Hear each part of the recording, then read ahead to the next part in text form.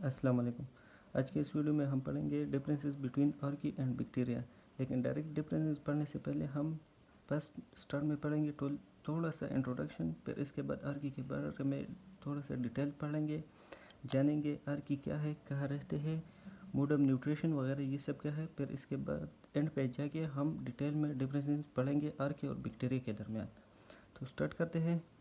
Archie and bacteria are micro organism both fall under the category of prokaryotes. Archaea और bacteria दोनों prokaryotes की category में आते हैं। अब प्रोकैरियोट्स से पता तो ये चल जाता है कि no nucleus, no true nucleus, इसमें न्यूक्लियस नहीं होता। और दूसरा इसमें नो मेम्ब्रेन बाउंडेड ऑर्गेनेलिस, इसमें मेम्ब्रेन बाउंडेड ऑर्गेनेलिस भी नहीं होता। आर्की और बैक्टीरिया दोनों प्रोकैरियोट में आते हैं। अब आते हैं अर्लियर बोथ इनिशियल स्टार्ट में आर्की वर क्लासिफाइड एज बैक्टीरिया। आर्की जब से साइंटिस्ट ने डिस्कवर किया तो उन्होंने ये माना था कि ये बस बैक्टीरिया ही हैं या इसी की तरह है, तो बस सेम मान लेते हैं इसके। But now it has been found that they both have different biochemistry and different evolutionary history. लेकिन अब हमें ये पता चल गया है कि आर्की और बैक्टीरिया की बायोकेमिस्ट्री डिफरेंट है। मतलब अगर मेम्ब्रेन कंपोजिशन आप ले लें या सिल्वाल, तो ये आर्की और बैक्टीरिया का डिफरेंट है। इस तरह सारा बायोकेमिस्ट्री बहुत ज़्यादा डिफरेंस है आर्की और बैक्टीरिया का, और इस दोनों के इवोल्यूशनरी हिस्ट्री भी डिफरेंट है, तो मीन्स डिफरेंस ज़्यादा हो गए। इनिशियल में जब पाइप किंगडम सिस्टम बना था, वाटेकर ने बनाया था, फुल नेम उसका रॉबर्ट वाटेकर था, तो उसने ऑल प्रोकैरियोट्स को किंगडम मोनेरा में डाला था, और जो बाकी रह गए थे उसके फोर किंगडम प्रोटिस्टा,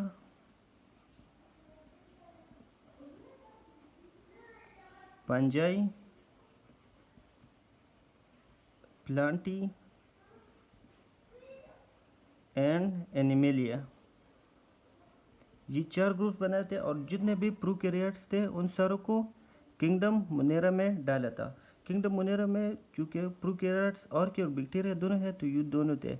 लेकिन जितना डीप स्टडी आर्की के बारे में होती गई तो डिफरेंसेस ज़्यादा बढ़ने लगे बैक्टीरिया, और इन दोनों का किंगडम मोनेरा में रहना मुश्किल हो गया था, क्योंकि किंगडम हम इसी बेस पे बनाए जाते हैं कि सेम कैरेक्टरिस्टिक वाले एक ही किंगडम में रखे जाए। लेकिन जब कैरेक्टरिस्टिक ज़्यादा हो तो फिर एक किंगडम में कैसे रख सकते हैं इसको। तो फिर साइंटिस्ट ने और फिक्र शुरू किया और इसको दो डोमेन में डिवाइड किया मोनेरा को। एक को नाम दिया डोमेन आर्की और दूसरे को डोमेन बैक्टीरिया, और कहा, और इसको सुपर किंगडम कहा गया इस डोमेन को, और इसको क्लासिफिकेशन लेवल के सबसे हाईएस्ट लेवल का दर्जे दिया गया सुपर किंगडम या डोमेन को। अच्छा, तो अब आते हैं आर्की के बारे में थोड़ा डिटेल पढ़ेंगे। आर्की वर्ड्स का मीनिंग है प्राइमेटिव, एंशियंट या वेरी ओल्ड। मतलब कि ये बहुत ओल्ड माइक्रो ऑर्गेनिज्म है ऑन द सर्फेस ऑफ अर्थ।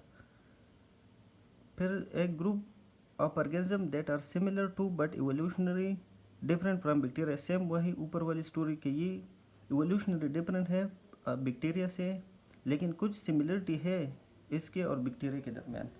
मैंने archaea have been found living in extreme environment. बाकी ये आर्की जो है ना, ये बहुत ज़्यादा एक्सट्रीमोफाइल है, ये एक्सट्रीम इन्वायरमेंट लवर है। मतलब ये नॉर्मल इन्वायरमेंट में नहीं रह सकते, ये ओनली एक्सट्रीम इन्वायरमेंट में रह सकते हैं। जैसे कि जहाँ पे प्रेशर बहुत हाई हो, बहुत हाई प्रेशर, या बहुत ज़्यादा साल्टी इन्वायरमेंट हो, सेलाइन इन्वायरमेंट, या टेम्परेचर बहुत ज़्यादा हो, बहुत हॉट इन्वायरमेंट जहाँ पे ज़्यादा टेम्परेचर हो, ये सिर्फ उसी जगह में ही रह सकते हैं, एक्सट्रीमोफाइल है। फिर इसकी इसी एक्सट्रीमोफाइल नेचर की वजह से इसको क्लासिफाइड किया है आर्की को, एक एक्सट्रीमोफाइल में और एक मेथेनोजेंस में। एक्सट्रीमोफाइल वो जो बहुत ज़्यादा एक्सट्रीम इन्वायरमेंट में रहते हों, और मेथेनोजेन जो थोड़ा सा मॉडरेट इन्वायरमेंट में भी रह सकते हों। अब एक्सट्रीमोफाइल को फर्दर तीन क्लासेस में डिवाइड किया है, एक हेलोफाइल्स, एक थर्मोफाइल्स, एक एसिडोफाइल्स। हेलोफाइल्स पे आते हैं। Halophile, hello mean salt, files mean lover. तो वो आर्की जो बहुत ज़्यादा साल्ट इन्वायरमेंट में रहते हैं इसको हेलोफाइल्स कहते हैं। अब ये कैसे पॉसिबल है इतना साल्ट इन्वायरमेंट में इसका रहना, क्योंकि नेचर ने इसके सिलवाल ऑफ दीज आर की help to survive in saline, nature ने इसका सिलवाल और जो इसके प्रोटीन से इस तरह बना है कि ये सर्वाइव कर सकता है सेलेन कंडीशन में। अगर ये हम सेलेन कंडीशन से बाहर निकाले तो ये मर जाएंगे, वहाँ पे ये सर्वाइव नहीं कर सकते, लेकिन सेलेन कंडीशन में ये रह सकते हैं। एग्जाम्पल इसके होलोबैक्टीरियम, होलोबियम। आप अगर एग्ज़ाम की तैयारी या कुछ करें तो अपने बुक के हिसाब से एग्जाम्पल याद करना, इसकी याद करने की ज़रूरत नहीं है, जो एग्जाम्पल आपके बुक में है वही याद करो, वही आपके एग्ज़ाम में आएंगे मोस्ट प्रोबेबल। अच्छा, अब आते हैं थर्मोपाइल्स पे। थर्मोपाइल इसका दूसरा टाइप है। Thermo mean heat and philes mean lover. ओ आर की जो ज़्यादा टेम्परेचर में रह सकते हैं हॉट इन्वायरमेंट, उसको थर्मोपाइल्स कहते हैं। Some of these can live in above 100 degree C temperature. 100 degree C के अबव टेम्परेचर पे भी ये रह सकते हैं। और 100 डिग्री सी बॉइलिंग टेम्परेचर है हमारा वाटर का, जिस पे वाटर बॉयल करना स्टार्ट हो जाते हैं। अब हम ये स्टेरिलाइज के लिए भी यूज़ करते हैं, लेकिन आर की 100 अबव डिग्री सेंटीग्रेड पे भी रह सकते हैं, लेकिन इस बात की मेडिकली कोई इंटरेस्ट नहीं, क्योंकि आर की नॉन पैथोजेनिक है, हमें इसकी स्टेरिलाइजेशन की कोई ज़रूरत नहीं, नहीं इसकी कोई फिक्र है। तो अब ये 100 डिग्री सी पे और ऑर्गेनिज्म क्यों नहीं रह सकते, आर की क्यों रह सकते हैं? Most other organism do not survive because their DNA can not maintain its double helical structure and many protein denature at this temperature is Pyrolobus fumarii. ये भी हमने बुक के हिसाब से याद। तो अदर ऑर्गेनिज्म इसलिए नहीं रख सकते क्योंकि उसकी डबल हेलिकल स्ट्रक्चर डीएनए की जो होती है ना, वो ख़राब हो जाती है और प्रोटीन डीनेचर करना स्टार्ट कर देते हैं इतने हाई टेम्परेचर पे। ये ओनली आर्की के यूनिक फीचर है जो नेचर ने इसको दिया है कि वो इतने हाई टेम्परेचर इन्वायरमेंट में रह सकते हैं। अगर इसका टेम्परेचर हम कम कर दें या नॉर्मल इन्वायरमेंट में ये ले जाए ये आर्की, तो ये मर जाते हैं, ये नहीं रह सकते नॉर्मल इन्वायरमेंट। ये only acidic environment, only thermopiles है, ये हॉट इन्वायरमेंट में ही रह सकते हैं। अब थर्ड टाइप है इसका एसिडोपाइल, जो कि एसिडिक इन्वायरमेंट में रह सकते हैं। Piles mean lover, very high acidic environment में ये रह सकते हैं ओनली, बाकी नहीं रह सकते। अब सेकंड टाइप जो है ना, एक एक्सट्रोमोपाइल था और दूसरा मेथेनोजन, जो कि थोड़ा सा मॉडरेट इन्वायरमेंट में भी रह सकते हैं। मीथेनो मीन मीथेन, जिन मीन प्रोडक्शन, ये ऐसे आर की है जो कि मीथेन गैस की प्रोडक्शन करते हैं। ये थोड़े मॉडरेट इन्वायरमेंट में रह सकते हैं, जो कि एक एक्सट्रीमोपाइल हमने पढ़ा जो कि सिर्फ एक्सट्रीम इन्वायरमेंट में है, और दूसरा टाइप था मीथेनोजन जो थोड़े मॉडरेट इन्वायरमेंट में रह सकते हैं। Found in anaerobic environment, swamp, marshes and in intestinal tract of human and other animals। Swamp marches जहाँ पे पानी पड़ा रहता है बहुत टाइम से और वेट ग्रास भी होते हैं वहाँ पे, वह उसी जगह को स्वैम्प कहते हैं। और intestinal tract of human and other animals, intestinal tract में रह सकते हैं जो कि थोड़ा सा मॉडरेट इन्वायरमेंट है। They obtain energy by using CO2 to oxidise hydrogen releasing methane as a waste product. ये एनर्जी लेते हैं कार्बन डाइऑक्साइड गैस और हाइड्रोजन से, जो कि उससे मीथेन गैस बना देते हैं जो बाहर इन्वायरमेंट को रिलीज़ कर देते हैं, इसको बायोगैस भी कहते हैं। और दूसरा एनर्जी बनाते हैं, मतलब ATP, जिस पे अपना फंक्शन के करते हैं ये। और इसके एग्जांपल है मीथेनोबैक्टीरियम फॉर्मिकम, ये भी हमने बुक के हिसाब से याद करना। अच्छा, तो अब इस वीडियो में हम पढ़ेंगे differences between Archie and bacteria. Archie और बैक्टीरिया के दरमियान क्या क्या डिफरेंस है, क्यों, किस वजह से इसको किंगडम मोनेरा में दो डोमेन बनने पड़े, एक डोमेन आर्की और एक डोमेन बैक्टीरिया। तो ये सारे वही डिफरेंस है जिसकी वजह से इसको अलग अलग डोमेन में रखना पड़ा साइंटिस्ट को। तो फर्स्ट आते हैं सिलवाल पे कि बैक्टीरिया का सिलवाल किस चीज़ से बना होता है और आर्की का। तो बैक्टीरिया का सिलवाल बना होता है पेप्टिडोग्लाइकेन से, जिसको म्यूरिन भी कहते हैं और दूसरा नाम म्यूकोपेप्टाइड भी इसको कहते हैं, पॉलीसेकेराइड को।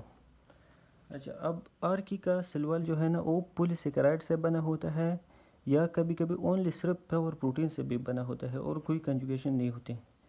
और कुछ ऐसे आर्की भी होते हैं जिसमें एब्सेंट भी होते हैं सिलवाल। अब इस तरह एक एक्सेप्शन बैक्टीरिया में भी है, माइकोप्लाज्मा, जिसमें सिलवाल नहीं होता है। ये इंपॉर्टेंट है, ये याद रखें। Mycoplasma lack cell wall. अच्छा, तो अब आते हैं सेल मेम्ब्रेन पर। सेल मेम्ब्रेन में क्या क्या डिफरेंस है?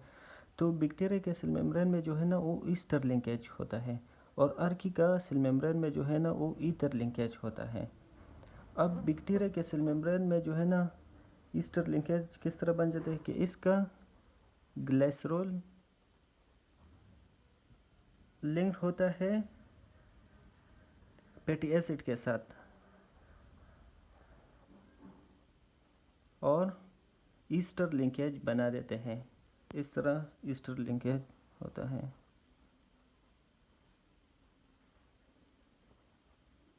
जबकि आर्की के केस में ग्लिसरॉल लिंक्ड होता है हाइड्रोकार्बन्स के साथ, और रिजल्ट में ईथर लिंकेज बना लेते हैं इस तरह। अब आते हैं आरएनए पॉलीमरेज में क्या आरएनए पॉलीमरेज बैक्टीरिया में जो है ना वो relatively small and simple, small और सिंपल होते हैं, और ओनली वन काइंड के आरएनए पॉलीमरेज प्रेजेंट होते हैं। जबकि आर्की में complex and similar to eukaryotic. अब ज़ाहिर बात है यूकैरियोटिक तो बहुत कम्प्लेक्स है, सिंपल टू प्रोकैरियोट होते हैं, लेकिन इसके आरएनए पॉलीमरेज यूकैरियोटिक की तरह है, बहुत कम्प्लेक्स है, और एक काइंड का नहीं होते, बहुत काइंड के होते हैं आरएनए पॉलीमरेज। जैसे कि हमने पढ़ा है आरएनए पॉलीमरेज 1, 2 एंड 3, तो आर्की में पाए जाते हैं। अब आते हैं एंट्रांस में। एंट्रांस नॉन कोडेड पार्ट होता है डीएनए का, जो प्रोटीन के लिए मैसेंजर आरएनए नहीं बनाते, और एक्सान ऐसा पार्ट होता है जिसमें प्रोटीन बनाने के लिए कोड होता है जिससे मैसेंजर आरएनए बन जाते हैं। लेकिन एंट्रांस नॉन सेंस पार्ट होता है जिसमें कोई कोड्स नहीं होते प्रोटीन के लिए, और न मैसेंजर आरएनए बना लेते हैं, मतलब सेंसलेस पार्ट होता है। ये बैक्टीरिया में एब्सेंट होते हैं। बैक्टीरिया का जो डीएनए है ना वो टोटली एक्सान से बना होता है, सारे पोर्शन उसके कोड करते हैं प्रोटीन के लिए। जबकि आर्की के केस में ये कुछ जीन्स में प्रेजेंट होते हैं एंट्रांस, मतलब सेंसलेस पार्ट जो कि कोड नहीं करते प्रोटीन के लिए। ये भी एक सिमिलरिटी है यूकैरियोटिक की तरफ, क्योंकि यूकैरियोटिक डीएनए में भी बहुत एक्सान एंड एंट्रांस होते हैं। अब आते हैं मेम्ब्रेन लिपिड्स। बैक्टीरिया के मेम्ब्रेन में जो लिपिड्स होते हैं उसकी कार्बन चेन्स अनब्रांच्ड होती है। अनब्रांच मीन्स स्ट्रेट होती है, ओनली स्ट्रेट। लेकिन जो लिपिड्स जो मेम्ब्रेन लिपिड होते हैं ना आर्की में, उसका कार्बन चेन जो है ना वो ब्रांच होते हैं, स्ट्रेट नहीं होते, उसके ब्रांचेस बने हुए होते हैं। अब स्टार्टिंग एमिनो एसिड, प्रोटीन बनने के लिए जो फर्स्ट एमिनो एसिड आता है और स्टार्ट लेता है तो वो बैक्टीरिया मिथाइल परमाइल मिथ्योनिन होता है, जो कि आर्की में मिथ्योनिन होते हैं, सेम एज यूकैरियोट। यूकैरियोट में भी मिथ्योनिन से ही स्टार्ट हो जाता है protein formation. First amino acid methionine होता है, जबकि बैक्टीरिया में परमाइल मिथ्योनिन होता है। रिस्पांस टू एंटीबायोटिक्स, अब एंटीबायोटिक्स का क्या इफेक्ट होता है बैक्टीरिया और आर्की पे? तो बैक्टीरिया पे ये इफेक्ट होता है कि ये एंटीबायोटिक्स जो है ना बैक्टीरिया का ग्रोथ स्टॉप कर देते हैं। ग्रोथ मीन यहाँ पे एक अलग सा कंसेप्ट है। हमारा कंसेप्ट ये है ग्रोथ का कि साइज बढ़ जाए, वेट बढ़ जाए, लेकिन बैक्टीरिया में ग्रोथ का कंसेप्ट ये है कि नंबर ऑफ बैक्टीरिया बढ़ जाए, जैसे 2 से 4 हो जाए, 4 से 6 हो जाए। लेकिन अब एंटीबायोटिक्स का ये काम होता है कि ये पेप्टाइडोग्लाइकेन जो है ना वो सेल वॉल जो होता है उसके सिंथेसिस को ब्लॉक कर देता है, न्यू सेल वॉल बनने ही नहीं देता। तो मतलब बैक्टीरिया डिवाइड ही नहीं होता और न्यू बैक्टीरिया फॉर्म ही नहीं होता, तो इसलिए ग्रोथ इनहिबिट हो जाता है बैक्टीरिया का, और जो ऑलरेडी प्रेजेंट बैक्टीरिया है वो भी आहिस्ता आहिस्ता मरना स्टार्ट कर देते हैं। तो यही कंसेप्ट होता है कि किस तरह एंटीबायोटिक्स बैक्टीरिया की ग्रोथ को इनहिबिट करता है। मतलब ये पेप्टाइडोग्लाइकेन वाल पेप्टाइडोग्लाइकेन बनने नहीं देता, और पेप्टाइडोग्लाइकेन किसी भी बैक्टीरिया के लिए ज़रूरी होते हैं उसके प्रोडक्शन के लिए। अब आर्की पे नो इफेक्ट है एंटीबायोटिक्स का, मतलब आर्की में तो पेप्टाइडोग्लाइकेन एब्सेंट होता है, तो एब्सेंट है तो एंटीबायोटिक्स का कोई इफेक्ट नहीं है आर्की पे। अब हैबिटेट की बात करते हैं कि बैक्टीरिया और आर्की कहाँ पे रहते हैं, तो बैक्टीरिया एवरीवेयर रहते हैं, सॉइल हो, सी हो, या एटमॉस्फेयर हो, मीन एयर। अब ये हर जगह प्रेजेंट होती है बैक्टीरिया, लेकिन और की ओनली एक्सट्रीम इन्वायरमेंट में प्रेजेंट होते हैं। ये नॉर्मल इन्वायरमेंट में नहीं रख सकते, मतलब जहाँ पे साल्ट बहुत ज़्यादा हो, टेम्परेचर ज़्यादा हो, एसिडिटी ज़्यादा हो, ये ओनली इस तरह के हार्श एंड एक्सट्रीम इन्वायरमेंट में रह सकते हैं और की जो होते हैं। अब मिथेनोजेनेसिस, मीथेन प्रोडक्शन, ये बैक्टीरिया में एब्सेंट होती है। बैक्टीरिया मीथेन नहीं बना सकते, जो कि और की मीथेन बना सकते हैं।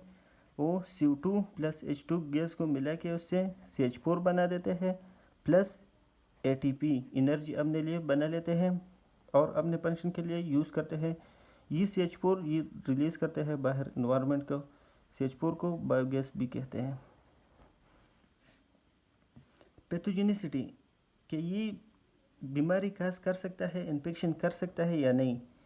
अब बैक्टीरिया तो ज़ाहिरी बात है यूजफुल बैक्टीरिया भी है, लेकिन कुछ ऐसे भी है जो कि पैथोजेनिक है, बीमारी काज कर सकते हैं।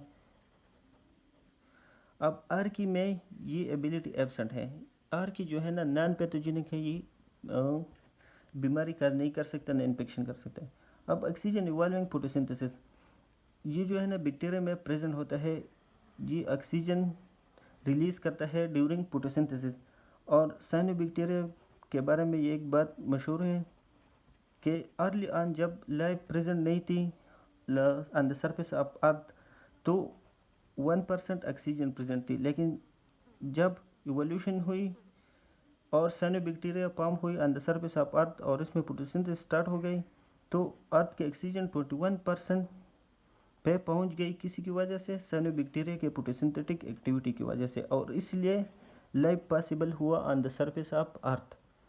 जबकि दूसरी तरफ आर की जो है ना वो ऑक्सीजन इवॉल्व नहीं कर सकती, ना फोटोसिंथेसिस कर सकती है, ये एबिलिटी इसमें एब्सेंट है। Thank you for watching.